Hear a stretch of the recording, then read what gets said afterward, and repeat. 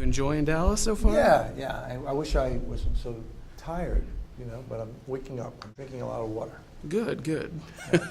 Yeah. I always get impressions of places, but then I'm smart enough to know that you have to really be in a place for a while to get to understand the rhythm of any place. Yep. There's different like New York or LA. No, but just I Midwest. worked like in the South a lot, but I never worked in Texas. I've been to Texas a lot, but I've never been here for a month. Oh, you need to. That's good stuff. That's it. I love the movie. Oh, when I saw it, I was like, oh. And when I went into it, knowing that you wrote it and directed it, and when I saw your names in the credits, I was like, oh man, he's just brilliant. How did you come up with Fading Gigolo? How did that come to be? Sometimes you just have these crazy ideas, like in the middle of the night. And just the idea of me and Woody together as a team, I thought, wow, that could be good, because we're very different, but yet we share certain interests. And I know he's liked me over the years, and I've really liked him. And you've worked with Woody before, yeah, but right? I didn't really know him that well. Yeah. And we have a haircutter in common, and he always tells me Woody likes you. And when I told him the idea, he told Woody, and Woody said, hey, this is great. Let me talk to John. And I had no script, so I started writing it. And Woody would give me feedback. I would rewrite it, give me feedback. Excellent. And then in the middle of it, we worked on stage together on these plays that he asked me to direct. And I got to know him. And that was one of the reasons I did the plays, because I thought, if we ever do this movie, we'll have gotten to know each other and see if we can really get along. And we did. And it shows on screen. Well, that's it. That's like it. I wanted to be friends with you guys on screen. Well, that's our relationship under within this story, this imaginary story. And I think you see a little bit of our relationship, and that's really nice to see. And that's what you hope to get in a movie. And many times you don't. Many times you don't. I mean, it seemed like everybody gelled well together. Everybody was in the same place, the same time, making that same movie for you. Well, we all were trying to work, with the color scheme, the music. Everything is, you try to unify it, and we're all going for the same goal. And that's, you need a lot of teamwork that way. And, I had a great group. I had Vanessa Paradis, and Liev Schreiber, Sharon Stone, and then Sofia Vergara. Was that your dream cast? It was a wonderful cast. Yeah. I mean, I got everybody. People really responded, once they knew I was doing it with Woody, and I think you see different representations of femininity and sexuality and culture. Oh yeah, absolutely. There's all different cultures. I mean, I tried to represent as many people as I could. Yeah, and I wish I could have represented even more. Oh, I mean, just because I'm Jewish, and so I just caught all these jokes, and they were just so good, and it's just the script. But I mean, that to me is like, I mean, I tried to choose one religion. Yeah. And I chose that. I chose the Hasidic religion. But it's, it's a metaphor could be for everybody. A lot of religions. Yeah, for everybody. Yeah. That's it. And it could even be a metaphor for things beyond, a religion.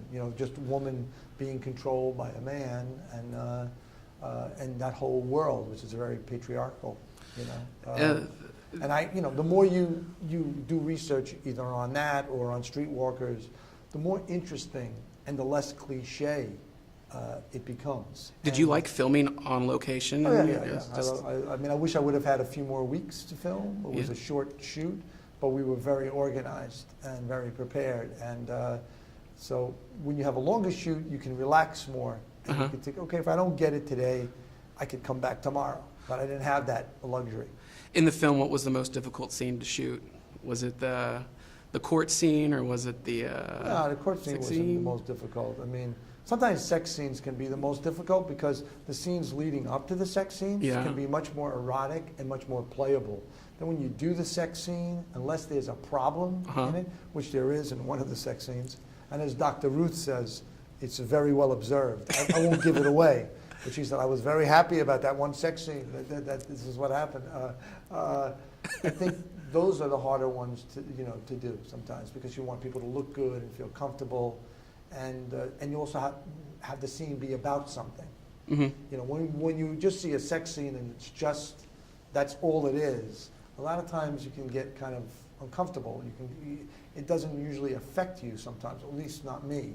You go, well, they're in shape, or they're not in shape, or blah, blah, Yeah. yeah. In the script, so was this like completely written out, or was there a lot of Most improv? Of the script, just a most lot of the you. script is very written out. Woody, occasionally he will go off and then come back on, and I encouraged him at times if he had a one-liner or two lines. I said, hey, try whatever you wanted to, and he obviously came up with a couple, I would say, some real gems. But he's a brilliant writer that way, and with the kids when he's playing baseball, we had to play with that. And that was great. That was we really good. We had to do that. So, but I would say 90% of it's just good. I loved it. I'm going to ask you if it's okay. Can I ask you a character from one of your movies a question? A character from one of my movies? Yeah. A question? Sure. I would like to ask Mr. Quintana something from Big Lebowski. Oh, I can't. Oh, you can't? Answer as to Jesus? Yeah. I want to. Yeah. Could you do that? I don't know. You can ask me. Okay. So how's your bowling season going? My bowling season is great, man. Yeah. Have you still going? I'm the greatest bowler, man. Yeah. Have you still have any confrontations with Walter or the dude? Walter doesn't want to play me, man. No? I'm too good. You're too good, huh? Thank you so much. And so you're a big fan of movies. What are some of your favorite scenes from movies that have stuck with you growing up, and that has always been there, that you've always looked back to? Well, James Cagney beating up all the dead-end kids and angels with dirty faces, he's teaching them how to play basketball. I guess just the interaction between Humphrey Bogart and Claude Rains in Casablanca. Oh, awesome. Marlon Brando, in On the Waterfront, I love that movie. Not just the scenes with Rod Steiger, but the first love scene with he takes Eva Marie Saint out for a beer. Awesome. Beginning of The Godfather. Love it. Credits of Mean Streets. Al Pacino talking on the phone to Leon in Dog Day Afternoon. Oh, his wife. Some of my favorite scenes are with you Yeah, in it. So, yeah. and my last question is, what do you wish you could have witnessed but were born too late for? Witness? Yeah, that you were born too late for, such as maybe a vaudeville performance or an opening of King Kong in 1933 or something like that. I think I would have liked to be able to be in the crowd in the 1930s and enjoying movies as this big dream escape from the Depression. Okay. Just to be able to see all these people gathered, thousands of people in these movie palaces watching, Fred Astaire dance, Begin to Begin, you know what I mean? Yeah, With Eleanor Powell, I think there would have been something to actually be there and live through that. Or, listening to a great group when they first came out live, great musician, whether it's Billie Holiday or Louis Armstrong or somebody. I guess there's, plenty of things that way. Awesome. So, Well, thank you so much for taking Okay. the time to talk with me. Thank you.